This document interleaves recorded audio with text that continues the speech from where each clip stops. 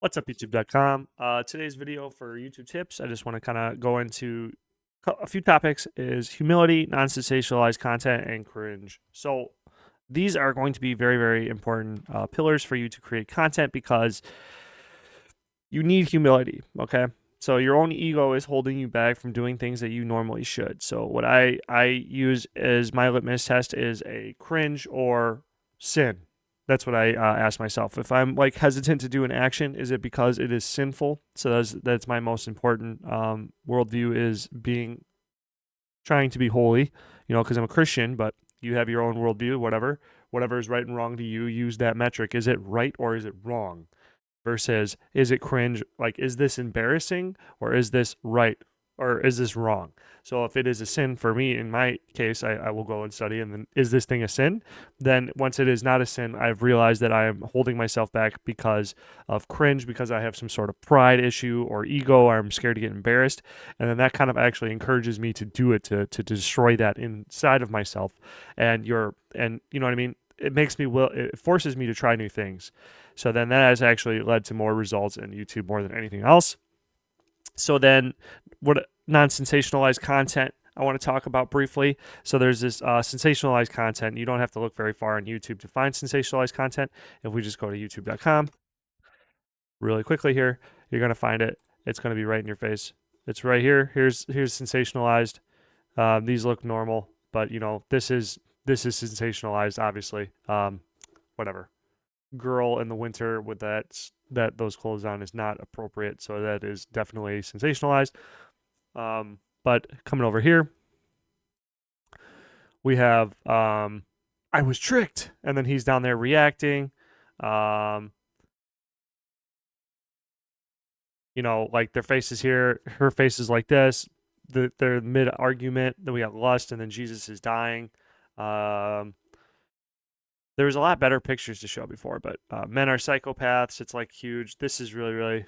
I mean, that's kind of a comedy humor thing, but still, though, like it doesn't take very long for you to find sensationalized content because they're trying to get you to look at their thumbnail and stuff like that. Like, look at me.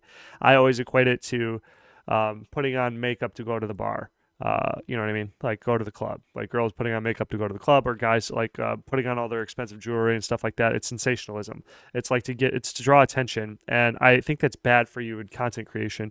Um, I just think it's bad because like it kills your viewer. So don't do what everyone else is doing. Just be realistic.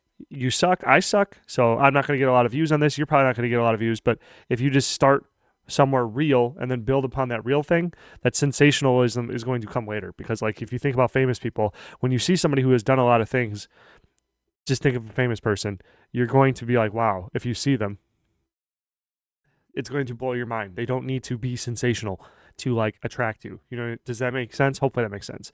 Um, it's tempting to use sensationalism to get people to click on your video and get those analytics, get the algorithm going to make it look like like your content is favored to the algorithm so that it promotes your stuff more. But essentially, my worldview is that you are killing your viewer, and it's not worth it in the long run by over sensationalizing them. Like, you know what I mean? Everybody cries about brain rot, but nobody does anything about it. We all just contribute to it. You know what I'm saying?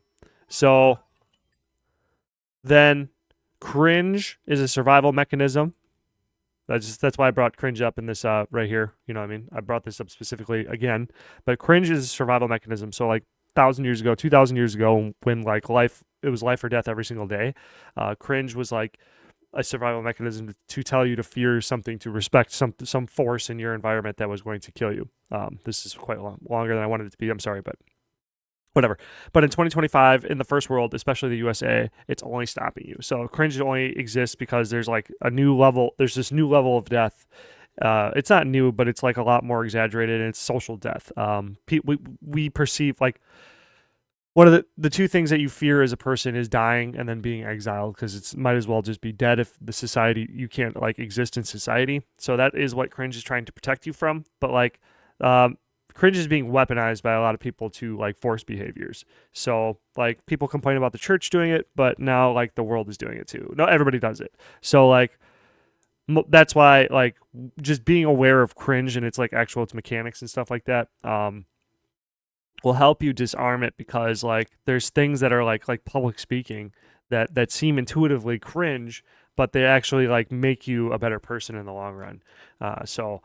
Or immediately, it's immediate. Like when I started running, I felt cringy as fuck my first day, like my first 5 miles, and then my second 5 miles in the same day. I hadn't ran in that long, but now like I'm about to start my third week, and I'm gonna put up 30 miles this week, and I'm excited to do it.